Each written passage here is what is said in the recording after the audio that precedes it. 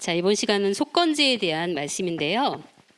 구약 시대에 죄인은 하나님과 단절되죠. 그래서 하나님을 만날 수 없게 되는데 하나님과 단절된 관계를 회복하기 위해서 하나님께서 직접 제정해 주신 제도가 구약의 5대 제사예요. 그래서 우리가 지난주까지 번제, 소제, 화목제, 속죄제 이렇게 배웠죠. 마지막 오늘 속건제를 배울 텐데 이 속건제의 어원을부터 우리가 한번 살펴보면 어원적 의미는 속건제다 그러면 한문으로 볼 때요. 받칠 속 허물건 제사 제자를 써요. 자, 그래서 이 속건제는 허물을 위한 제사죠. 그러니까 사람에게 허물, 죄가 있을 때, 허물이 생겼을 때, 그것을 사함받기 위해 드리는 제사가 바로 속건제예요. 히브리 언어로 보면 히브리어로 아샴이라고 하는데요. 아샴. 그 뜻은 죄라는 뜻도 있고 속건제라는 뜻도 있어요. 그러니까 아샴이라는 단어 이 자체가 속건제라는 뜻이죠. 그런데 이 죄라는 뜻을 가진 제사가 또 하나가 있어요. 기억나시나요? 속죄제. 속죄제가 뒤에 없구나. 일단 속건제 먼저 보면 민수기 5장 7절에서 8절 말씀 보시면 그 지은 죄를 자복하고 그 죄값을 완전히 갚되 5분지 1을 더하여 그가 죄를 얻었던 그 본주에게 돌려줄 것이요 만일 죄값을 받을 만한 친족이 없거든 여호와께 드려 제사장으로 돌릴 것이니라. 이 말씀이 속건제에 대해 해당하는 말씀인데요.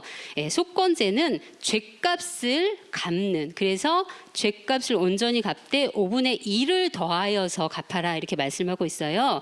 여기 죄값이라는 단어가 바로 아샴이라는 단어예요. 아샴. 그래서 죄와 관련될 때는 어떤 뜻을 가지고 있느냐, 위반, 범죄, 유죄라는 뜻이 있고요. 또한 보상, 배상 이런 뜻이 있어요. 그러니까 보상, 배상 이런 뜻을 가지고 있다 할 때 속건제의 그런 의미를 보면 어떤 속건제는 배상이 필요한 제사구나라는 것을 알 수 있죠.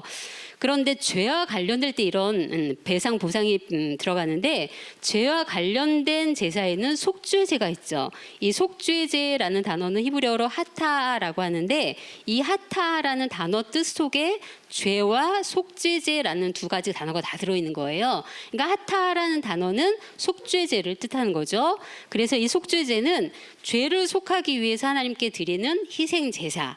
그러니까 속죄제라는 것은 죄를 속죄하기 위해서, 죄를 사함받기 위해서 드리는, 하나님께 드리는 희생제사고, 속건제는 허물을 사함받기 위해서 배상과 함께 드리는 제사가 속건제다 이렇게 얘기할 수 있겠죠. 그래서 이 속건제가 속죄제와 다른 부분이 있다라고 하면 첫 번째로는 배상이 필요하다는 거예요. 배상. 그래서 피해자에 대해서 피해 입은 그 손실에 대해서 5분의 1을 추가로 배상을 해야만 했어요. 그리고 속죄제는 대신관계, 그러니까 하나님께 범죄했을 때 드리는 제사가 속죄제라고 한다면 속건제는 하나님과의 관계뿐만이 아니라 대인, 사람과의 관계 속에서 이렇게 틀어지거나 범과했을 때 드려진 제사가 속건제다라고 할 수 있겠죠. 세 번째는 속건제는 그렇기 때문에 하나님의 권위와 이웃의 권리에 대한 죄와 허물을 속하기 위해 드려진 제사가 바로 속건제였어요. 자, 그렇다면 이 속건제에 드려지는 예물은 어떤 것이 있을까? 우리 지난 시간까지 배운 걸 쭉 기억을 더듬어 보세요. 번제나 속죄제나 그다음에 화목제 이런 소제 이런 걸 드릴 때 거기에 맞게끔 하나님께서 예물을 드리라라고 지정해 주신 것들이 있어요. 자, 그런데 속건제는요.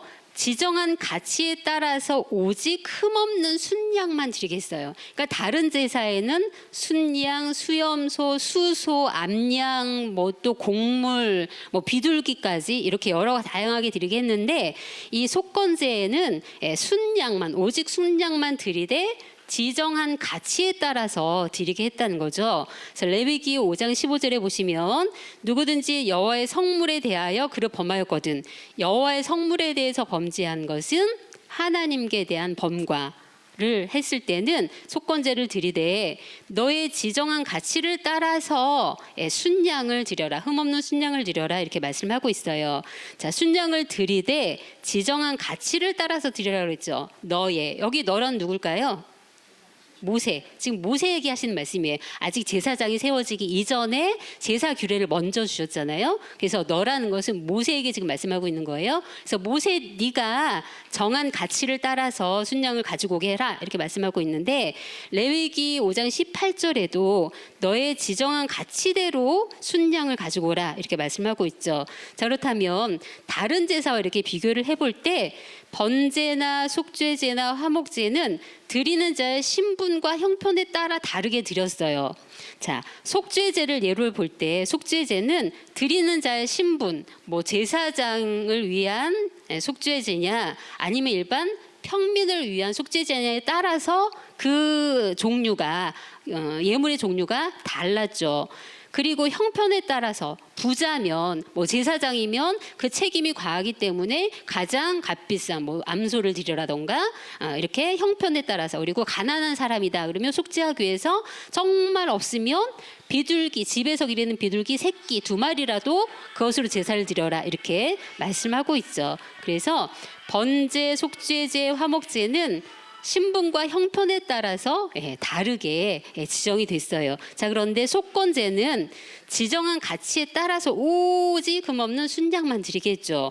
그렇다면 지정한 가치라는 건 뭐냐? 에레크라는 히브리어인데요. 가격, 평가라는 뜻이에요. 그러니까는 지금 모세한테 너의 지정한 가치에 따라서 흠없는 순양을 가지고 오게 하라 이렇게 말씀하고 있는 것은 너의 이 모세가 평가하기를 이것은 얼마만큼의 가격이다. 성소의 세겔대로 얼마만큼이다. 그러면 그만큼 되는 거기에 해당하는 순양을 가지고 와서 예물을 삼게 했다라는 거죠. 그러면 모세 이후에는 누가 그 가치를 평가했을까요? 네, 제사장이 그 허물에 따라 그 가치를 평가해서 거기에 해당하는 만큼의 순양을 가지고 와서 예물을 삼게 했죠. 그래서 지정한 가치대로 오직 흠없는 순양을 드리게 했고요. 그렇다면 이렇게 드려진 예물을 하나님 앞에 드리잖아요. 제물로. 그럼 예물의 분배, 다른 제사는 예물의 분배가 여러 가지가 있었죠. 살펴보면 예물의 분배, 첫 번째 제사에는 번제가 있는데 번제는 예물의 분배가 있어요, 없어요? 없어요. 왜요? 번제는 모든 제물을 다 불태워서 모든 것을 다 가죽까지 다 태워서 드리기 때문에 분배가 없어요. 자, 그런데 속죄제, 속건제, 소제는 하나님과 제사장에게 분배됐어요. 그러니까 예를 들어서 속죄제다 그러면 그 예물의 기름 뭐 콩에 붙은 콩팥에 붙은 기름이라던가 허리에 붙은 기름이라던가 그 기름에 해당되는 것은 모두 다 하나님께 드려졌고 그 나머지는 누구한테 갔어요? 제사장마다 남자들이 거룩한 곳에서 먹게 하셨죠. 자, 그런데 화목제를 볼 때 화목제는 어때요? 하나님께 기름을 드리고 나머지는 제사장이가 줬는데 다른 제사에는 화목제에서는 특이한 게 분배가 제사인에게도 돌아갔다는 것을 우리 지난번에 공부를 했죠. 그래서 이렇게 예물의 분배에도 다르다는 것을 알 수 있어요. 자, 그렇다면 속건제 예물의 분배를 보면 하나님께 불살라서 드리는 부분은 어디예요?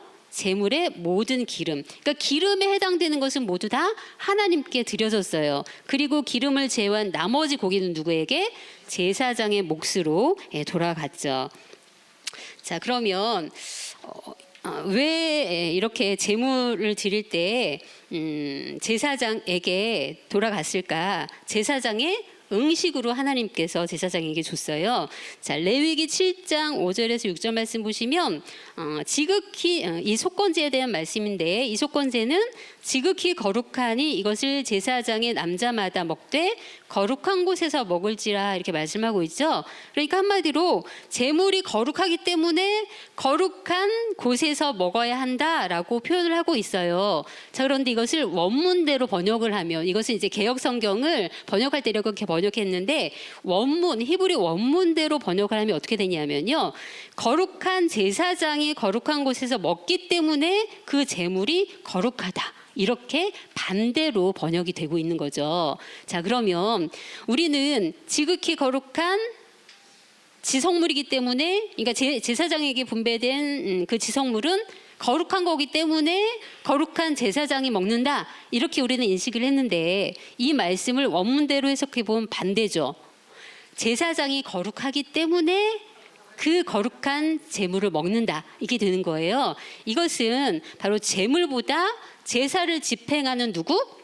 제사장의 거룩을 강조하고 있는 말씀이에요. 그래서 우리가 설교를 할 때, 특히 예배 시간에 어떤 목사님이 설교하면 이렇게 보면 주보에 나오잖아요. 누구누구 설교 그러면 이분 말씀 꼭 들어야 돼, 막 나와요. 근데 이렇게 누구누구 뭐 선교사 이러면 오늘 시간 없는데 좀 뭐 빠질까 이러잖아요. 예. 그러니까 그리고 어떤 목사님, 한 목사님이라고 할지라도 이 오늘 본문 제목을 보니까 은혜가 될 것 같아, 이렇게 말씀 설교 제목 보고 우리는 은혜를 받는다, 말씀에 따라서 은혜를 받는다라고 생각을 하지만, 말씀은요, 누가 전하든 간에 그 전하는 사람의 주체가 중요하다는 거예요. 그래서 어떤 말씀을 증거하든 간에 그 말씀을 증거하는 그 증거자가, 설교자가, 그 설교자가 어떻게 살았느냐, 그분이 가지고 있는 성품이나 그다음에 신앙 인격이나 이런 것들이 말씀을 통해서 배워 나오잖아요.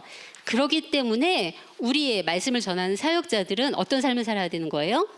늘 모범적이고 하나님의 말씀 앞에 거리낌이 없는 그런 삶을 살 때, 우리가 하나님께서 우리에게 제사장의 몫을 음식을 주실 때 그것을 거룩하게 먹을 수 있는 자격이 되는구나라는 것을 알 수 있습니다. 자, 그 다음에 이 예물을 이렇게 하나님 앞에 제사를 드렸어요. 그 다음에 뭐가 필요하냐면 5분의 1의 벌과금을 더해서 하나님 앞에 드려야 돼요. 그러니까 속건제의 특징은 제사를 드릴 뿐만이 아니라 5분의 1의 벌과금이 추가되는구나라는 것을 강조하고 있죠. 그래서 이 5분의 1의 벌과금을 더하는 것은 속죄제와 비교해 볼 때, 속죄제는 성경을 보면 속죄제를 드릴 때는 그 죄를 깨달으면 드리라라는 표현들이 나와요. 성경을 보면. 그러니까 속죄제에는 죄를 깨달으면 그 제사를 드리게 했죠. 그러면 죄를 깨닫지 못할 상태에는 그게 죄와 죄가 아니에요? 죄가 아니에요. 그러니까 죄를 깨닫지 못했다라는 것은 뭐냐 하면 고의적으로 그것을 지은 죄가 아니라는 거예요. 비고의적 죄라는 거죠. 그래서 죄를 깨달으면 속죄제를 드리게 했는데, 속건제는 실수로 죄를 짓든 알고 죄를 짓든 간에 어쨌든 간에 하나님께 대해서 또 이웃에 대해서 범죄하면 속건제를 드려야 한다라고 말씀하고 있는데, 그래서 속건제에는 뭐가 없냐면요, 죄를 깨달으면이라는 단어가 없어요. 그래서 고의적이든 비고의적이든 잘못에 대해서 제사를 드려야 했던 거죠. 그리고 이 제사를 드릴 때 손해배상뿐 아니라 그 가치의 5분의 1에 해당하는 벌과금을 더해야 했어요. 그러니까 만약에 이웃의 뭐 양을 어떻게 죽이거나 뭐 이렇게 보고 있다가 놓쳐버려서 잃어버렸다, 그러면 그 양 본물을 돌려줄 뿐만이 아니라 여기에 해당하는 5분의 1의 벌과금을 더해서 배상을 해야지만이 그 속건제가 온전히 이루어질 수 있었던 거죠. 그래서 레위기 5장 16절에 보시면 성물에 대한 범과를 갚을 때 그것에 5분의 1을 더하여 제사장에게 주어라 라고 말씀하고 있고요. 레위기 6장 5절에도 거짓 맹세한 물건을 돌려보내되, 이것은 이웃의 물건을 훔쳤거나 가지고 있음에도 나 몰라 사실을 감추고 있다가 그것이 드러났을 때 속건제를 드리잖아요. 그 속건제를 드리고 물건을 돌려보내되 그 본물의 5분의 1을 더하여서 돌려보내라, 이렇게 말씀하고 있어요. 그래야지만이 그가 속죄한 즉 사함을 얻으리라, 이렇게 말씀하고 있죠. 자, 그래서 이 속건제는요, 본물을 그러니까 속건제를 드리고 그 다음에 본물을 돌려보내고 거기에 5분의 1에 해당하는 벌과금, 그러니까 20%죠. 20%에 해당하는 벌과금을 더해서 완전히 그것을 해결해야지만이 죄가 사함을 받아요. 그래서 이것은 왜 이렇게까지 하느냐, 그냥 제사만 드리면 되는 거 아니에요? 다른 제사들처럼 왜 이렇게까지만 하느냐 하면, 먼저는 만약에 이웃의 물건을 훔쳤어요. 그래서 이웃의 물건, 재산을 손해를 보게 했죠. 그러면 나와 이웃과의 관계가 어떻게 돼요, 지금? 깨졌어요. 파괴됐어요. 그래서 파괴된 관계를 회복하기 위해서는요, 손해된 것만 갚고 돌려줘서 되는 게 아니라 거기에 충분한 배상, 20%라는 배상이 더해질 때 그 관계가 회복될 수 있다라는 거죠. 그래서 이 배상이라는 거, 5분의 1이라는 이 배상은요, 죄책에 대한, 그러니까는 징벌적인 배상이 아니라 빨리 회개하고 이웃과의 관계를 회복해라는 하나님의 권면의 뜻이 들어있는 거예요. 또한 5분의 1의 벌가금 20%면 굉장히 과하다고 볼 수 있잖아요. 만약에 100만 원의 손해를 끼쳤다? 그러면 얼마를 더 벌금을 줘야 돼요? 20%니까 20만 원. 예, 100만 원에 20만 원이면 굉장히 과한 형벌이라고 할 수 있겠죠. 이렇게 하는 이유는 똑같은 죄 유혹이 왔을 때 내가 20%를 또 물어내야 되네, 이렇게 생각될 때 그것을 방지할 수 있는 그런 방파제 역할을 해 주었던 거예요. 자, 그런데 이렇게 우리가 속건제를 들 때 5분의 1의 벌가금을 낸다, 과하다고 생각할 수 있는데요. 10계명 가운데 8번째 계명이 있어요. 무슨 계명이죠? 8번째 계명. 도적질하지 말아라. 이 도적질하지 말아라라는 8번째 계명과 속건제 배상의 규정을 이렇게 비교를 해보면 차이가 있는 것을 알 수 있는데요.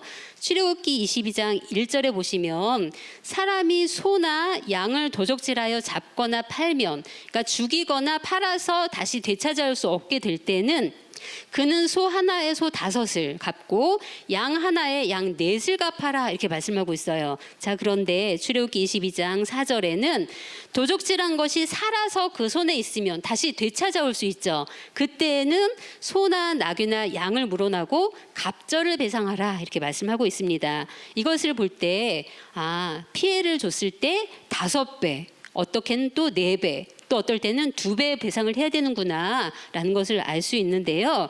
이처럼 도적질하지 말라라는 제8계명에는요, 피해가 최대한 몇 배까지 뛰어요? 5배까지 뛰어요. 이것은 속건제의 피해 보상의 5분의 1에 비하면 정말 어마어마한 그러한 형벌이죠. 그러니까 20%만 갚으면 되는데 100만 원에서 20%면 20만 원만 배상하면 되는데, 도적질하지 말아라, 이 하나님의 율법에 저촉이 될 때는 어때요? 100만 원의 손을 끼쳤을 때는 최대 몇 배까지? 5배, 500만 원까지 배상을 해야 되는 거예요. 이거와 충돌이 되는 것처럼 보이잖아요. 그런데 이것은요, 속건제를 드리지 않았을 때, 속건제를 드리지 않고 절도에 대한 법적인 처벌을 받는 경우에 5배, 4배, 2배라는 거예요. 그래서 속건제는 자신의 죄를 인정하고 하나님 앞에 제사를 드리면서 5분의 1을 배상을 하면 죄사함을 받아요. 그런데 8번째 계명에 저촉이 될 때는 어때요? 도적질하고도 그 사실을 숨긴 상태인 거예요. 제8계명이라는 것은 도적질하고도 그 사실을 숨기고 결국 피해자가 고소를 통해서 이 사람 내 훔쳐갔어, 이렇게 고소 고발이 됐을 때 죄가 드러나잖아요. 그때는 5배, 4배, 2배가 되는 거죠.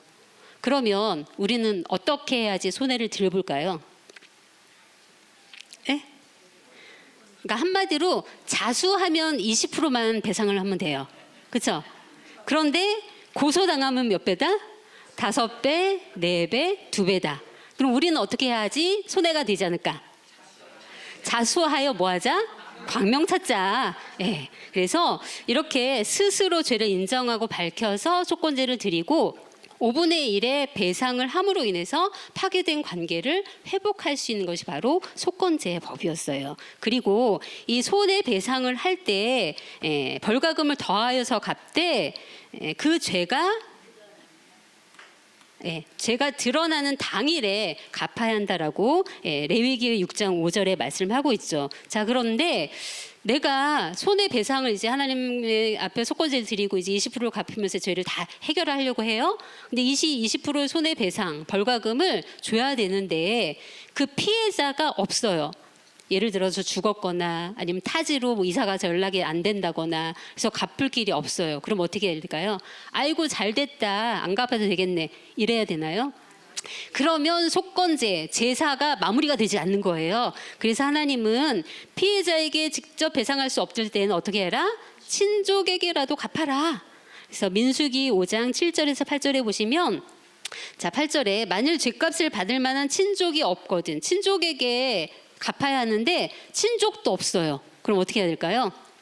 하나님 앞에 드려서 제사장에게 갚아라 이렇게 말씀하고 있어요. 여기 친족이라는 것은 히브리어로 가알이라고 하는데 기업을 물을 수 있는 가까운 가족 관계 여기에서 고엘 제도가 나온 거예요. 고엘 제도. 그래서 가까운 친척에게라도 반드시 갚거나 그도 없을 때는 제사장에게 갚아서 이 속건제를 마무리해서 죄사함을 받아라 이렇게 말씀하고 있는 거죠. 그러면 왜 이렇게까지 철두철미하게 했을까? 왜 꼭 갚아라 이렇게 말씀하고 있을까요? 네, 범죄에는 죄책, 죄에 대한 책임이 따른다는 것을 알려주기 위해서. 그러니까 만약에 뭐 이렇게 친척 받을 만한 사람이 없으면 안 갚아도 되면 뭐 나중에도 이런 사람이 있으면 또 이렇게 해가지고 우리가 스리슬쩍 훔칠 수도 있고 되잖아요. 그런데 그것을 미연에 방지하기 위해서 죄에 대한 책임은 반드시 있다라는 것을 알려주기 위해서 이런 배상도 반드시 하게끔 하나님께서 하셨죠. 자 이렇게 해서 속건제를 드렸는데 그렇다면 큰 세 번째로 속건제 드리는 방법을 살펴보면요. 자 속건제는 대상이 두 부류가 있죠. 하나님께 대한 범과 하나님께 범죄했을 때, 두 번째는 이웃에게 범죄했을 때. 그런데 하나님께 범죄하거나 이웃에게 범죄하거나 둘 다 이 속건제를 드리는 방법은 동일해요. 어떻게 드리느냐? 제사인과 제사장으로 나눌 수 있는데 제사인이 번제 희생을 잡는 곳에서 속건제 희생을 잡게 했죠. 그러니까 희생 제물을 잡는 사람은 누구예요? 희생 제물을 죽이고 잡는 사람은 제사인이 이 희생 제물을 잡으면서 내가 이렇게 죽어야 하는데라는 것을 깨닫게 하는 그러한 일을 했죠. 그래서 레위기 7장 2절에 보시면 이 속건제를 잡는 방법에 대해서 번제 희생을 잡는 곳에서 속건제 희생을 잡을 것이요 제사장은 그 피를 단사면에 뿌릴 것이며라고 말씀하면서 제사인과 제사장의 할 역할을 분담을 하고 있어요. 여기에 잡을 것이요라는 단어는 히브리어로 샤하트라고 하는데요. 샤하트 살해하다 죽이다라는 뜻인데 이것이 이 단어가 미완료로 사용이 됐어요. 샤하트가 미완료로 사용이 되어서 그러니까는 이 희생 짐승을 잡는데 미완료형이라는 것은 범죄가 있을 때마다 반복적으로 해야 함을 표현하고 있는 단어죠.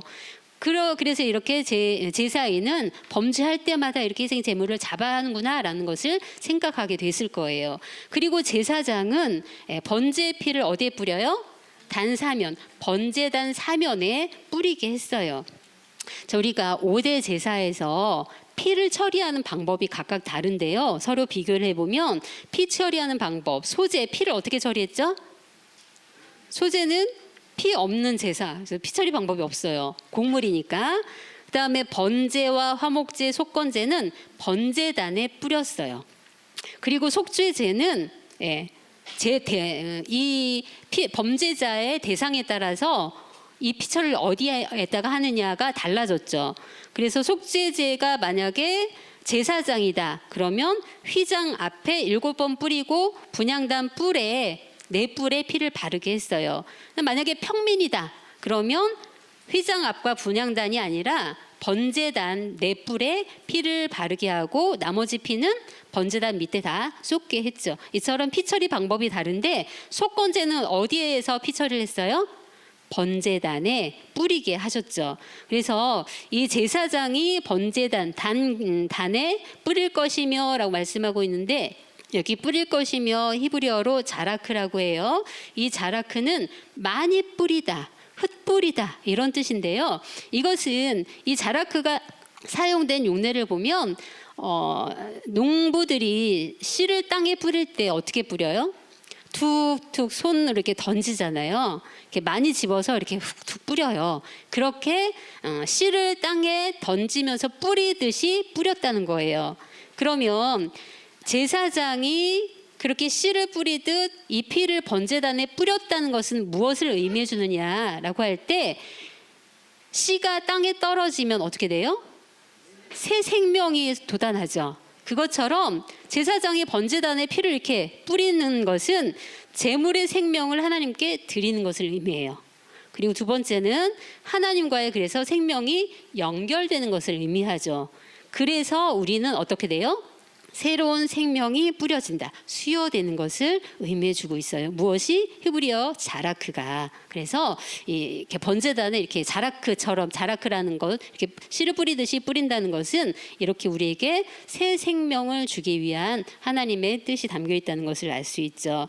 자, 그런데 그래서 우리가 이사야서 53장 10절에 보시면 이 말씀은 고난의 종에 대한 말씀이죠. 예수님의 십자가 사건을 예언한 말씀인데, 이게 뭐라고 말씀하고 있냐면, 그 영혼을 속건제물로 드리게 이르면 그가 그 씨를 보게 될 것이다, 이렇게 말씀하고 있죠. 그러니까 희생제물의 피를 제사장이 손으로 이렇게 번제단에 씨를 뿌리듯이 이렇게 뿌리는 것은 새 생명을 얻는 건데, 고난의 종이 속건제물로 드려질 때 뭐 한대요? 그 씨를 보게 된다. 한마디로 예수님께서 십자가에 달려서 보혈의 피를 우리 인간들에게 뿌려주셨어요. 그래서 우리가 새로운 생명을 수여받게 된 줄 믿습니다. 그래서 이제 우리는 죽은 자가 아니라 어떤 사람이에요? 산 자예요. 그러면 살았기 때문에 나는 살았다, 이렇게 살아야 될까? 어떻게 살아야 될까요? 하나님께서 주신 생명이기 때문에 하나님 아버지 앞에 생명 바쳐 충성히 하는 것이 남아있죠. 그래서 요한계시록 2장 10절에 보시면 뭐라고 말씀하고 있어요? 내가 죽도록 충성하라. 아멘. 이렇게 말씀하고 있죠. 그러니까 죽도록 충성하래요. 그러면 어떻게 된대요? 내가 생명의 면류관을 내게 주리라. 그래서 우리가 예수 그리스도의 십자가 보혈로 새 생명을 받았다면 그 새 생명을 가지고 죽도록 충성해야 하는 그런 사명이 남아있다는 거. 그러나 생명밭에 충성할 때는요, 다시 죽어도 살게 되는 놀라운 역사가 있을 줄 믿습니다. 자, 세 번째, 이 속건제를 드리는 방법은요, 화목제나 제사장의 속죄제와 동일해요. 그러니까 화목제를 드릴 때나 제사장의 속죄제를 드릴 때나 동일하게 제사장이 모든 기름을 단 위에 불살라서 여호와께 화제로 드렸어요. 어느 부분을 화제로 드려요? 기름. 희생 제물의 모든 기름을 단 위에 불살라서 화제로 드렸습니다. 그래서 레위기 7장 3절에서 5절 보시면요, 그 모든 기름을 들이되 곧 그 기름진 꼬리와 내장이 덮인 기름과 두 콩밥과 그 위에 기름 곧 허리 근방에 있는 것과 간에 덮인 꺼풀을 콩밥과 함께 취하고, 제사장은 다 그것을 다 단 위에 불살라 여호와께 화제로 드릴 것이니 이는 속건제요. 그래서 속건제를 드릴 때에도 희생 제물의 기름을 하나님 앞에 불살라서 화제로 드린 것을 알 수 있어요. 자, 그러면 기름을 하나님 앞에 드린다는 것은 어떤 의미죠? 우리 배우셨죠? 기름은요, 영양분을 이렇게 저장해 두는 곳이에요. 그래서 힘의 근원이라고 생각을 하죠. 그래서 기름을 드린다는 것은 가장 좋은 부위를 하나님 앞에 드리는 거예요. 그래서 가장 좋은 것이기 때문에 내가 갖는 것이 아니라 반드시 하나님 앞에 드려야 했던 거죠. 그래서 가장 좋은 부분인 기름은 하나님 앞에 드리고, 그 나머지 부분은 제사장의 몫으로 돌아가서 제사장의 남자들이 거룩한 곳에서 먹게 했어요. 자, 우리가 하나님 앞에 드릴 때 내가 쓰고 남은 것, 뭐 좋은 것 중에 두 번째 좋은 것, 이게 아니라 가장 좋은 것을 드릴 때 우리가 복을 받는다는 거죠.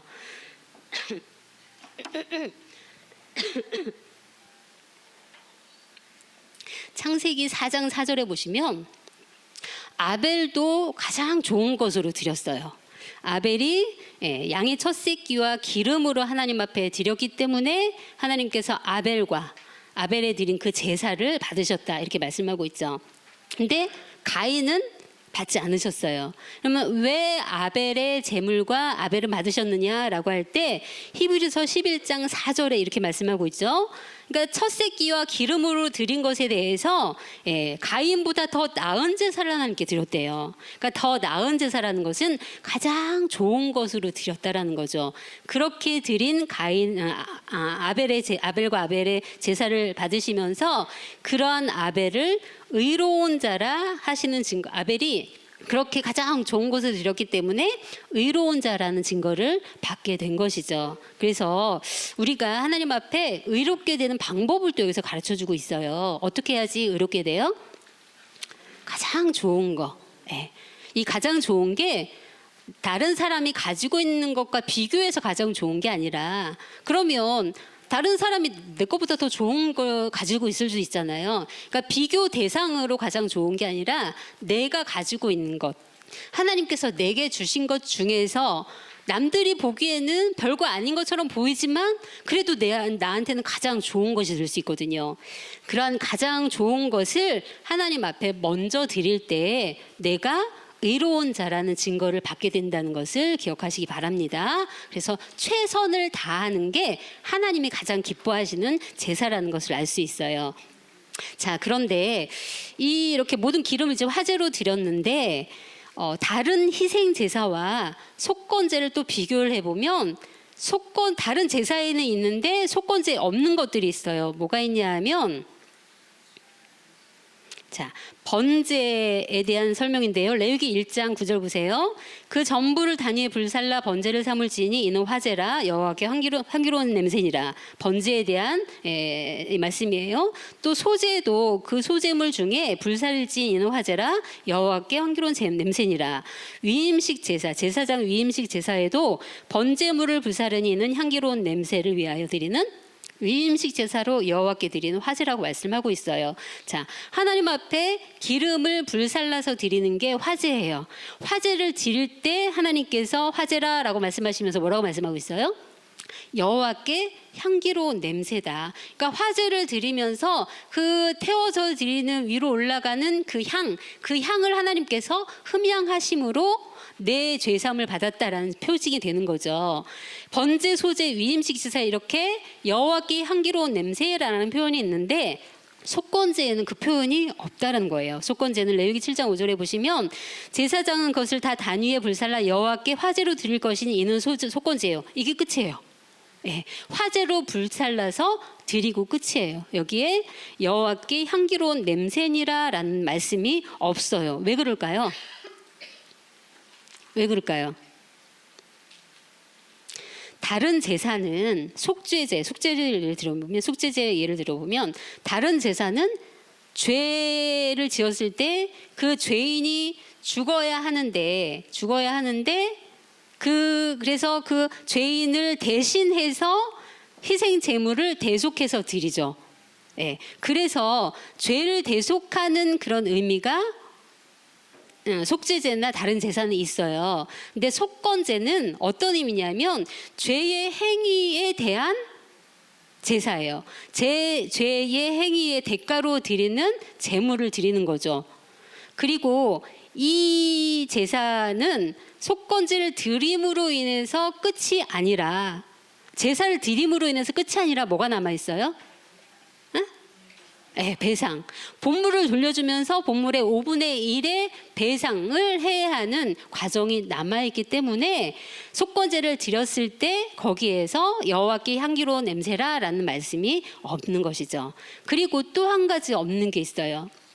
희생제물을 다른 제사는 잡을 때 제사인이 제물을 잡잖아요. 그러면 어떻게 해요? 제사인이 제물에 안수를 하고 제물을 잡아요. 그런데 속건제에는 안수하라는 말씀이 없어요. 왜 그럴까요? 이것 또한 다른 제사, 속죄제에는 죄의 그런 속죄를 위한 죄인 자체가 드려져야 하는데 그것의 대속으로 잡기 때문에 안수를 해요. 그러나 속건제는 어때요? 죄의 그런 죄의 행위에 대한 대가로 제물을 드리는 거기 때문에 안수가 없어요. 그러면 이 속건제만 드렸을 때 죄가 속해질까요? 이 속건제, 그러니까 하나님의 말씀을 어기거나 성물을 범하거나 그 다음에 이웃의 재물을 손실시키거나 이런 범죄를 했을 때 그것도 죄잖아요. 그러니까 이 속건제가 성경에는 뭐 다른 제사와 속죄제와 같이 드려라 이런 말씀이 없지만 속건제 자체로는 안수도 없고 향기로운 냄새도 없는 거예요. 그러니까 성경 우리는 볼 때 속죄제와 같이 드려졌을 수 있겠구나. 왜냐하면 소제도 소제만으로 제사가 완성되는 게 아니라 어떻게 해요? 속죄제와 함께 소제가 드려지고, 그렇죠? 번제도 속죄제와 함께 드려지고, 화목제도 속죄제를 드리면서 화목제가 마지막에 드려지거든요. 그래서 이 속건제는 이렇게 안수에 대한 명령이 없고, 두 번째는 향기로운 냄새라는 표현이 없는 것을 알 수 있어요. 그래서 이렇게 안수에 대한 명령이 없는 것은 제 행위의 대가로 드려진 제물이기 때문이고, 향기로운 냄새라는 것이 없다는 것은 배상의 단계가 남아있기 때문이라는 것이죠. 자, 그러면 속건제는 언제 드려질까? 속건제를 드리는 유형을 보면 여호와의 성물에 대해 범죄했을 때, 그러니까 하나님의 성물을 범죄했을 때, 하나님의 성물이 뭘까요? 성물은 히브리어로 코데시라고 하는데요, 거룩한 것. 그래서 하나님께 드려짐으로 구별된 예물을 성물이라고 해요. 그래서 이 성물에는 하나님께 드려진 제물, 또 11조, 또 곡식의 첫 이삭, 뭐 생축의 첫 것, 그리고 하나님께 특별히 드려진 것들, 예물 이런 것들이 성물이 되겠죠. 그래서 하나님께 드려졌기 때문에 내가 가지고 온 것이지만 하나님께 드려진 이상 내 거예요, 내 것이 아니에요? 내 게 아니에요. 하나님 거예요. 하나님의 소유인 거죠. 그래서 이 성물을 인간적인 욕심으로 사사로이 사용을 하면 그것이 하나님께 대한 범과가 되는 거예요. 그럴 때에 속건제를 드리죠. 예를 들어서 우리가 뭐 기관에 헌금을 받거나 회비를 받았는데 지금 당장 뭐 할 돈이 없어서 잠깐 쓰고 채워 넣어야지, 이러면 속건제를 드려야 되는 그러한 죄목이 되는 거죠. 그리고 그것을 뭐 어디에 주식에 투자해서 좀 불려가지고 뭐 다른 하나님의 성물을 샀는데 뭐 보태보자, 뭐 이런 것들. 그러니까 의도는 좋은 것이라고 할지라도 하나님께 드려진 것이기 때문에 사사로이 사용하면 범죄가 된다. 이럴 때에 속건제를 드리는 것이다. 그래서 이렇게 성물에 대한 범죄는요, 바로 하나님의 권위를 무시하는 것이고, 하나님보다 무엇을 더 좋아하는 거예요? 물질을 더 사랑하는 그런 마음이 있기 때문이라는 거죠.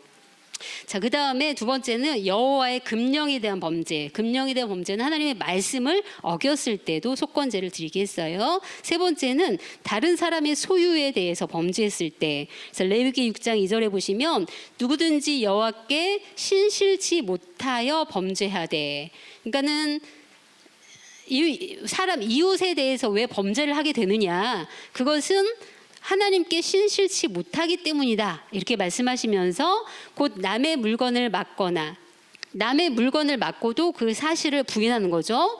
또 남의 물건을 전당받고도, 그러니까는 전당 잡는 걸 뭐라 하죠? 돈을 빌려주는, 물건을 받고 돈을 빌려주고도 그 사실을 부인하거나, 또 강도질을 하고도 그 사실을 부인하거나. 강도질을 한다는 것은요, 그러니까 일면식이 없는, 모르는 사람을 강제적으로 강탈하는 것, 모르는 사람 것을 강제적으로 강탈하는 것을 강도질이라고 하고요. 늑봉한다라는 것은 아는 사람, 이웃이나 친척이나 아는 사람의 것을 강탈하는 것을 늑봉이라고 해요. 이러한 사실을 부인하는 경우. 그래서 강도질을 하는 것은 남이 모르니까 이미 이렇게 그냥 한번 무슨 모른 척하면 그만이지, 이렇게 생각할 수 있죠. 그런데 늑봉하고도 그건 아는 사람이에요. 예를 들어서 회사의 사장님이 고용주가 피고용주의 월급을 떼먹을 때, 주지 않을 때, 이때 바로 늑봉하는 죄가 되는 거예요.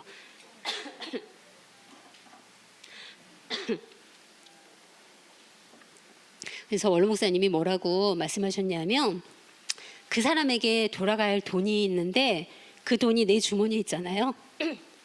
그러면 그 돈이 소리친대요. 네. 나 당신 게 아닌데, 여기 있어야 될 게 아닌데 왜 나 여기다 두냐고, 그 사람한테 주라고 돈이 소리친다는 거죠. 그것을 타락한 인간은 못 듣는데요. 그러나 하나님은 늑봉하고도 그 사실을 부인했을 때 반드시 속건제를 드리라고 말씀하고 있습니다. 그 다음에 출애굽기 23장 4절에 보면 만일 내 원수의 길 잃은 소나 나귀를 만나거든 반드시 그 사람에게 돌릴지니, 그러니까 남의 잃어버린 물건을 돌려주지 않는 그 죄 중에서도 원수의 것, 우리 원수의 것, 내가 미워하거나 정말 원수지간에 그런 사람의 것이 길거리에 떨어져 있으면 나 분명히 그 사람 거 알아요. 근데 돌려줘요, 안 돌려줘요? 그냥 모른 척 하잖아요. 아유, 언젠가 주워가겠지, 뭐 잃어버려도 끝이지, 이렇게 생각할 수 있잖아요. 그것도 죄라는 거예요.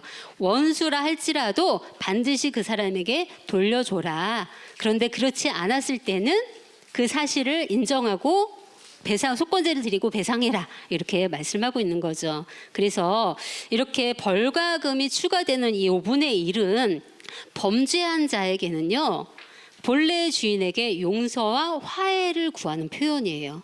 그러니까는 본물만 돌려줘요. 잃어버렸던 것만 돌려주면 그 사람이 나에 대한 뭐 이렇게 화난 그 마음이 풀릴까요? 근데 그 마음을 조금 녹이는 그런 수단이 5분의 1의 벌과금이라는 거죠. 그래서 범죄자는 본물 주인에게 5분의 1의 그런 벌과금을 주는 것은 용서, 화해를 구하는 표현이고, 그다음에 본물의 주인은 그것을 받으면서 범죄자를 더 이상 미워하지 않고 용서한다는 표현이 바로 벌과금 5분의 1이라는 것을 알 수 있습니다. 자, 그렇다면 이 속건제를 드리는 목적은 뭘까? 5번째 속건제를 드리는 목적은요. 자, 우리 5대 제사를 드리는 목적에 대해서 살펴보셨을 텐데 5대 제사를 드리는 목적이 다 달라요. 먼저 번제와 속죄제는 죄 문제를 해결하기 위해서 제사를 드리죠. 소제가 뭘까요? 곡식으로 드리는 건데 그냥 아무 때나 이 곡식 제사를 드리는 게 아니라 곡식 제사를 드릴 때는 항상 다른 제사와 곁들여서 드려지되 소제 단독으로 드려질 때는 농사지은 첫 이삭 한 단을 드릴 때예요. 이것은 하나님께서 나에게 농사로 잘 짓게 해주셔서 소득을 주신 거에 대한 감사로, 그리고 충성으로 드리는 게 바로 소제인 거죠. 그 다음에 화목제는 화목을 위해서 드리는 제사가 화목제예요. 속건제는 뭘까? 속건제는요, 본래 것을 회복하는 목적이 있어요. 본래 것을 회복하는 것이 목적이 있다. 그래서 이 속건제는 속건제, 제사에다가 뭘 더하죠? 본물, 잃어버린 물건, 손해를 끼친 물건을 돌려주고 거기에 또 뭘 더해요? 5분의 1의 배상을 더하는 거잖아요. 이렇게 이 속건제의 목적이 손실된 피해를 보상하는 것뿐만이 아니라 죄로 인해서 파괴된 그 관계를 회복하기 위해서 드려지는 것이 바로 속건제의 목적이라는 것을 알 수 있죠. 그래서 속건제는 속건 제사는요, 희생 제물을 통해서 하나님과 제사인 관계를 회복해줘요. 그러니까는 속건제, 흠없는 순양을 속건 제사로 드리면서 하나님과 깨어졌던 그 관계를 회복하는 거죠. 그리고 5분의 1 배상은 본물과 벌과금을 통해서 피해자와 가해자의 관계, 깨어진 관계가 회복하게 하는 게 바로 속건제예요. 그리고 특별한 경우에 드리는 속건제들도 있는데 그것은 바로 정상적인 상황을 회복하기 위함이죠. 예를 들어서 나실인이 하나님 앞에 거룩하게 살고자 했는데 뭐 시체를 만져서 부정하게 됐거나 이럴 때에 속건제를 드려요. 성범죄자, 나병 환자, 이러한 정결 규례가 바로 속건제에 해당하죠. 그래서 예수님께서도 이렇게 말씀하셨어요. 마태복음 5장 23절 24절에 보시면 예물을 제단에 드리다가 거기서 내 형제에게 원망 들을 만한 일이 있는 줄 생각나거든. 그러니까는 이웃과의 그런 관계가 지금 깨어진 상태예요. 근데 제사를 드리려고 하는데 그게 생각났어요. 그럼 어떻게 하래요? 예물을 제단 앞에 두고 먼저 가서 형제와 화목하고 그 후에 와서 예물을 드려라. 그러니까는 속건제를 먼저 드려서 화목을 이루고 관계를 회복한 다음에 그 다음에 제사를 드려라. 뭐 희생제사든지 화목제사든지 제사를 드려라. 이렇게 말씀하고 있는 거죠. 그래서 우리가 하나님께서 정해주신 이 제사의 규례는요, 하나님과의 관계를 회복하게 하고 또 이웃과의 관계를 회복함을 통해서 창조 본연의 모습으로 회복하게 하는 역할을 하는 것이 바로 제사 규례에 있다는 것을 알 수 있습니다. 자, 그렇다면 마지막으로 속건제의 구속사적 의미는 무엇인가? 속건제가 주는 의미는 무엇인가라고 할 때 첫 번째로 속죄제는 보면 속죄제를 통해서 죄로 인해서 부정한 상태를 정결하게 하는 제사가 바로 속죄제죠.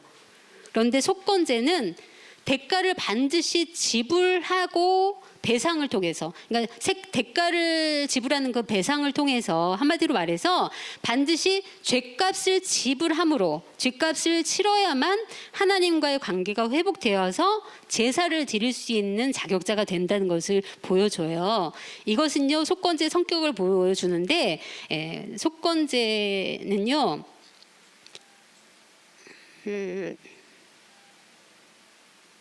속건제는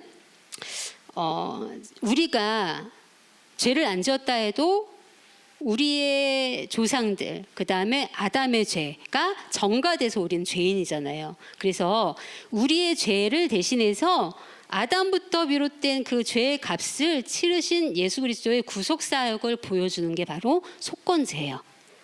그래서 속건제를 드릴 때 속건제의 그 예물은 어떻게 정해진다 그랬어요? 제사장이 지정한 가치에 따라서 흠없는 순양으로 드리라, 이렇게 말씀하고 있죠. 그래서 여기서 지정한 가치라고 할 때 히브리어로 에레크라고 했어요.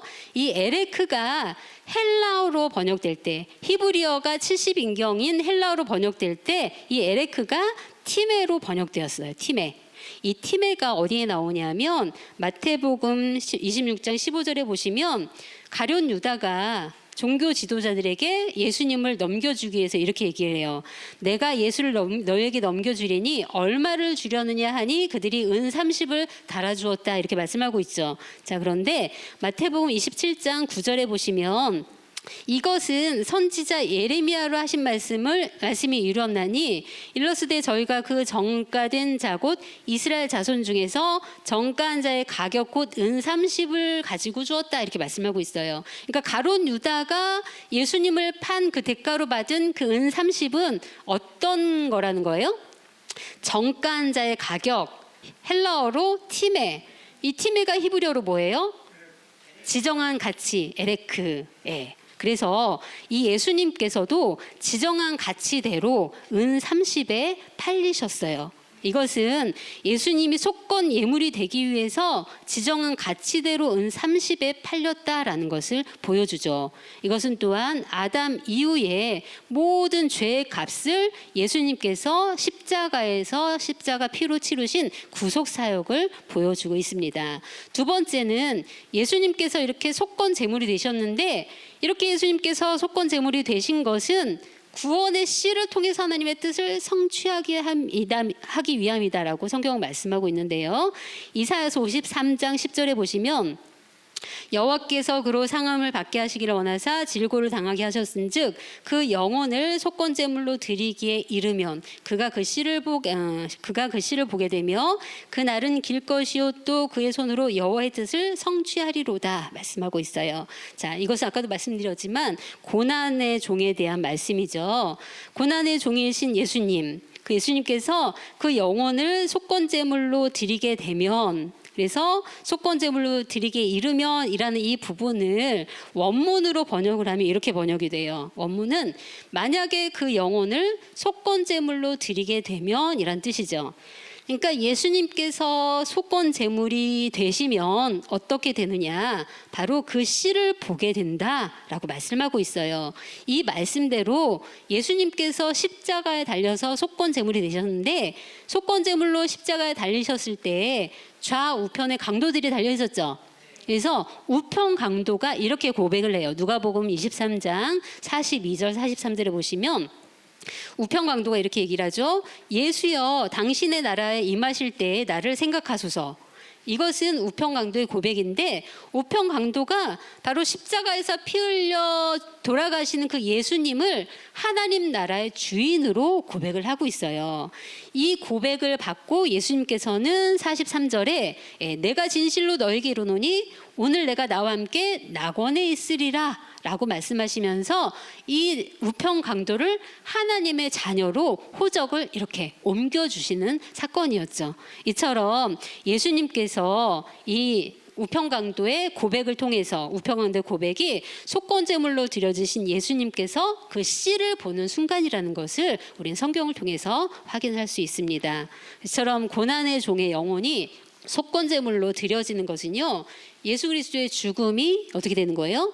만 인간의 죄에 대한 대가로 지불되는 순간이고, 그렇게 됨으로 하나님과의 관계, 이웃과의 관계가 회복되는 순간이라는 것을 알 수 있어요. 그다음에 세 번째로 예수님께서 속건제물이 되신 것은요, 죄를 범한 사람이 하나님과 이웃에게 배상하거나 회복할 능력이 없기 때문에 예수님께서 속건제물이 되실 수밖에 없었던 거죠. 그러니까 우리 인간은 죄인이기 때문에 자기의 죄를 어떻게 배상하거나 그다음에 이웃에게 갚거나 이런 회복할 능력이 없어요. 그렇기 때문에 예수님께서 우리를 대신해서 속건제물이 되신 거죠.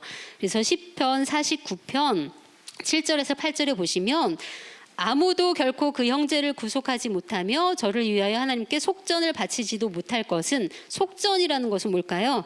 속전은요, 구원하기 위해서 돈을 지불하는 거예요. 그러니까 이 속전을 내놓은 이유는요, 구속하기 위해서죠. 구속이라는 게 대가를 지불하고 구원해 내는 일이잖아요.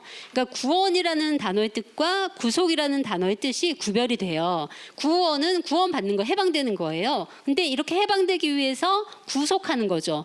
해방되기 위해서 대가를 지불하는 게 구속이에요. 그래서 이 구속하기 위해서 속전을 바쳐야 되는데 그 속전을 바치지도 못한대요. 왜냐? 8절에 저의 생명의 구속이 너무나 귀하며 영영이 못할 것이기 때문이다. 이렇게 말씀하고 있어요. 자, 이것을요, 시편 49편 8절에 표준 세번역을 보면요, 생명을 속량하는 값은 너무나 엄청난 것이어서, 그러니까 우리의 죄값을 치르고 속량하는 것은 너무나 엄청나대요. 그래서 아무리 벌어도 마련할 수가 없어요. 그러니까 내 스스로 나의 죄를 속량하기 위해서는 내가 정말 평생 벌고 몇만 년 벌어도 벌 수 없는 금액이라는 거죠. 엄청나다는 거죠. 그 금액을 누가 갚아주신 거예요? 예수님께서 어떻게 갚아주셨어요? 자신의 피값으로 배상해 주심으로 우리를 속량해 주셨다라는 거죠. 그래서 레위기 7장 2절에 보시면 번제 희생을 제사장은 그 피를 단 사면에 뿌릴 것이며 이렇게 말씀하고 있죠. 이 뿌릴 것이며 히브리어가 자라크라고 했어요. 이 자라크는 어떤 때 사용해야 한다 그랬죠? 농사 지을 때, 씨를 손으로 땅에 휙휙 뿌릴 때. 그래서 예수님께서, 그러니까는 이 번제 희생의 피가 단 사면에 이렇게 뿌려지듯이, 씨가 뿌려지듯이 예수님께서 어떻게 하셨어요? 십자가에서 피를 뿌려주셨죠. 요한복음 19장 34절에 보시면 그중 한 분 군병이 창으로 옆구리를 찌르니 곧 피와 물이 나오더라. 그래서 예수님께서 십자가에서 창의 옆구리 찔려 피를 흘려주시는 모습을 이 번제단에 제사장이 피를 뿌리는 모습으로 보여주는데, 예수님의 이 피값이 바로 우리를 구속하시고 사망에서 생명으로 옮겨주시는 그러한 대가를 치르시는 그러한 상황이었던 거예요. 그렇기 때문에 우리가 죄에 속함 받은 것은 예수님께서 십자가에서 당신의 피를 뿌려서 값을 치러주셨기 때문이다. 그래서 우리가 살게 된 것이다. 생명을 얻은 것이다. 그러면 우리가 사는 것은 내가 사는 게 아니라 누구다? 내 속에 살아계신 예수 그리스도께서 사는 것이다. 그렇기 때문에 우리는 이제 하나님의 소유가 되었다. 믿으십니까? 그러면 우리가 어떻게 살아야 되느냐? 자, 고린도전서 6장 19절에서 20절 보시면요, 너희 몸은 너희가 하나님께로부터 받은 바 너희 가운데 계신 성령의 전인 줄 알지 못하느냐? 너희는 너의 것이 아니다 말씀하고 있죠. 바로 값으로 산 것이 되었기 때문에 그런즉 너희 몸을 하나님께 영광을 돌리라. 이제 우리가 예수 그리스도의 십자가 보혈로 구속을 받았기 때문에 우리는 하나님의 소유가 됐어요. 그러면 우리는 누구를 위해서 살아야 돼요?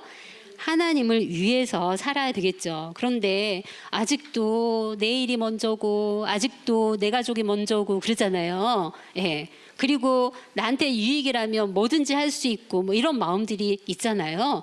예, 그것은요 세상의 병기로 사용되는 거예요. 그러니까 불의의 병기로 사용되는 거죠. 그러나 우리는요 이제 하나님의 것이기 때문에 세상을 위한 불의의 병기가 아니라 어떻게 사용돼야 돼요? 의의 병기로 사용되어야 할 줄 믿습니다. 그래서 로마서 6장 13절에 보시면 또한 너희 지체를 불의 병기로 죄에 들이지 말고 오직 너희 자신을 죽은 자 가운데서 다시 산 자같이 하나님께 드리며 너희 지체를 의의 병기로 하나님께 드리라 이렇게 말씀하고 있어요. 그래서 이제 우리가 앞으로의 남은 삶, 이 말씀을 깨닫지 못했을 때는 죄가 아니지만 말씀을 듣고 깨달았을 때는 분명히 그것을 인식했기 때문에 죄를 해결해야 될 문제가 있죠. 그러니까 하나님의 말씀을 받아서 우리가 분명히 깨달았어요. 아, 이제는 우리가 의의 병기로 살아야 되겠구나. 예수 그리스도의 십자가 보혈이 예수 속건제가 되어서 정말 하나님과 이웃과 화목을 이루어 주시는 그러한 역할을 하셨구나. 그래서 이제 내가 사는 것은 내가 사는 게 아니라 내 속에 살아계신 예수님이 하나님께서 하신 것이기 때문에 하나님의 뜻을 위해서 의의 병기로 살아야겠구나라는 것을 깨달았다면 오늘 이 시간 이후의 삶이 반드시 이전의 삶과 달라지는 저와 여러분들의 삶이 되어야 할 줄 믿습니다. 네, 기도하고 마치겠습니다. 참 좋으신 살아계신 아버지 하나님 감사합니다. 오늘도 구속사 말씀을 통해서 우리 아버지 과거에 정말 5대 제사가 아니라 오늘날 나를 사랑하시고 나를 찾아와 친히 죄사함을 얻게 하신 예수 그리스도의 구속사역을 다시 한번 깨닫게 하여 주시니 감사함을 드립니다.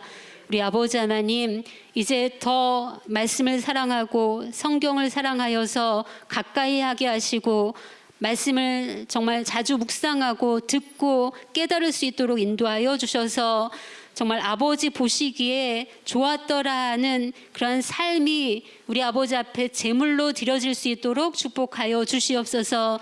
그래서 우리가 가지고 있는 것, 나한테 있는 아버지께서 주신 것 중에 가장 좋은 것으로 아버지 앞에 드림으로 말미암아 우리 모두가 하나님 앞에 의롭게 되어서 하나님께서 기뻐하시는 의인의 삶, 의의 병기로 하나님의 뜻을 이루어 드릴 수 있는 삶이 될 수 있도록 축복하여 주시옵소서. 아버지 저희들은 이렇게 말씀을 먼저 맡은 자로서 아버지 하나님 사역자로 사용한 바 된 줄 믿습니다. 우리 아버지께서 세워주신 각 교회 목사님들과 또한 사역자들 위에 우리 아버지 하나님의 성령이 함께하여 주시고 아버지의 말씀이 더하여져서 목회 사역의 능력의 말씀으로 승리할 수 있도록 축복하여 주시옵소서. 그러한 삶의 역사가 이 구속사 아카데미를 통해서 더하여질 줄 믿사오며 사랑과 내가 충만하신 예수님의 이름으로 감사 기도 올려옵나이다. 아멘. 감사합니다.